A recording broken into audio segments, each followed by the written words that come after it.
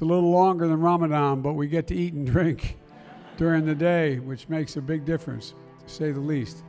In the end, Ramadan brings you closer to God and to each other, because Ramadan is something you experience together.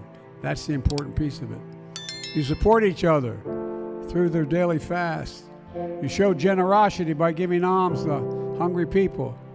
You gather with friends and family and for iftars each night. And then at the end of the month, you celebrate Eid with new clothes, brightly decorated homes, delicious sweets, which I'm waiting for. All told, Ramadan is a time to slow down, reconnect, and remember what matters most. And even after Ramadan is over, you carry those lessons for the rest of the year. At this point, we look ahead to the work that remains. We remember Muslim communities around the world that are enduring conflict, poverty, hunger, disease, and those that are displaced from their homes. And we recommit to the tireless work of building peace and standing up for the rights and dignity of all people, all people. And we're determined to confront all forms of hate, including Islamophobia, which is important to me. This is a priority for my administration, which is why I established the Interagency Task Force to address attacks on Muslims and anti-Muslim bias and discrimination.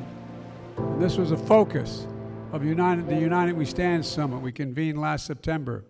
Standing up against anti-Muslim hate is essential to who we are as a country founded on freedom and justice for all. Let me close with this. Muslims have been part of the United States from the very start.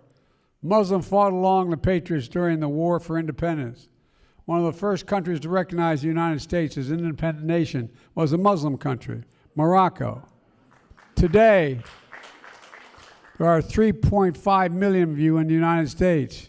You come from different ethnicities, races, speak different languages, but you're united all as Americans. You know, the Quran teaches that one of his highest signs is the creation of heavens and earth and the diversity of our languages and colors. Well, I believe that to be true. That same idea echoed in the motto of our nation, E pluribus unum, out of many, one.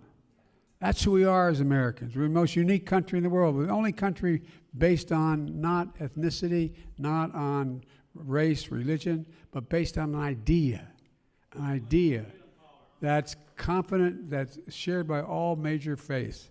And that is that we hold these truths to be self-evident, that all men and women are created equal, endowed by their Creator with certain inalienable rights.